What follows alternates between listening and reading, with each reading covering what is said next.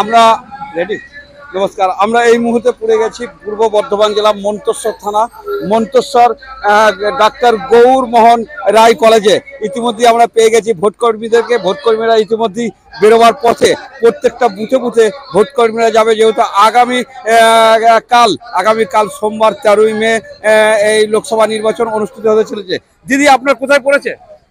আমার ভাগড়ায় পড়েছে, এখন জানতে পারলাম। এখন আমি জিনিসপত্র কিছু কালেক্ট করিনি, এসেছি, সাইনটাও করিনি, এই মাত্র এলাম। তো আমার প্রিসাইডিং অফিসারের মাধ্যমে জানতে পারলাম যে ভাগড়ায় পড়েছে।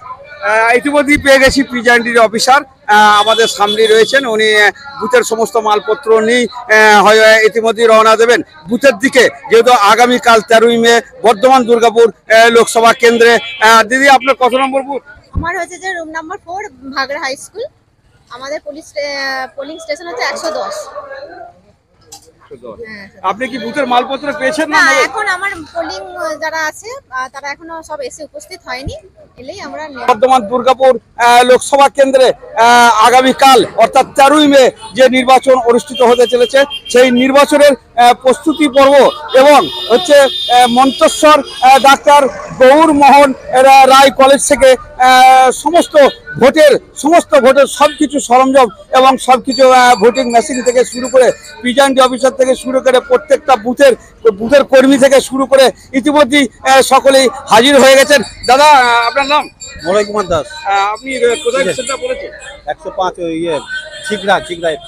ছিগড়া ভাগড়া মুলগ্রাম অঞ্চল। হ্যাঁ হ্যাঁ, আপনারা ইতিমধ্যে শুনলেন, এক দাদার সঙ্গে আমাদের দেখা হলো। ভাগড়া মুলগ্রাম অঞ্চলে ওনার বুথে পড়েছে, ঝিগড়া বুথে 105 নম্বর বুথ, যেহেতু ঝিগড়া ভাগড়া মুলগ্রাম অঞ্চল। সেই প্রস্তুতি পর্বের মধ্যে আপনারা প্রস্তুতি পর্ব এবং ভোট কর্মীরা ইতিমধ্যেই পুছিয়ে গেছে। তো ভোট কর্মী হাজির হয়েছে, আমরা দেখাবো ইতিমধ্যেই একটু ভিতর দিয়ে গিয়ে।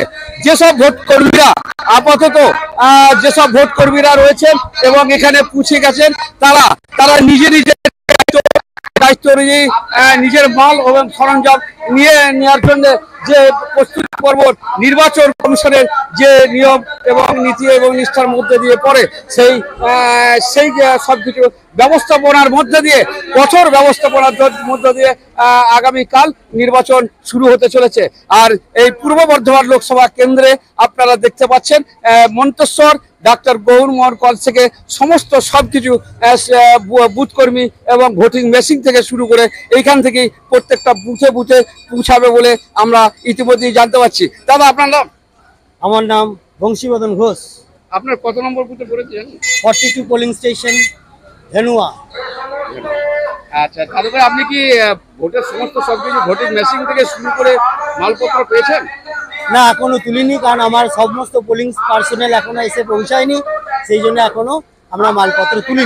পক্ষ থেকে আপনারা দেখতে পাচ্ছেন মন্তেশ্বর গৌরমোহন কলেজের মধ্যে থেকে সমস্ত ভোট কর্মীরা ইতিমধ্যে উপস্থিত হয়েছেন এবং প্রায় এসে গেছে সব ভোট কর্মী এবং কঠোর নিরাপত্তা ভাবে এবং খুব শান্ত শিষ্টভাবে আমাদের ভোট অনুষ্ঠিত হতে চলেছে বর্ধমান দুর্গাপুর লোকসভা কেন্দ্রে। আপনারা সেই ছবি সরাসরি লাইভের মধ্যে ইতিমধ্যেই দেখতে পাচ্ছেন মন্তেশ্বর টিভি নিউজ এবং MBS নিউজের মধ্যে দিয়ে। আপনারা দেখতে পাচ্ছেন সমস্ত ভোট কর্মীকে বুথে বুথে পৌঁছে দেওয়ার জন্য যেসব গাড়ির প্রয়োজন, সেই গাড়ি ইতিমধ্যেই সব হাজির হয়ে গেছেন এবং 80% এখনকার পর্যন্ত খবর প্রায় আমাদের কাছে এসে পৌঁছেছে। 80% ভোট কর্মী এসে পৌঁছে গেছে ডাক্তার গৌরমোহন রায় কলেজের মধ্যে।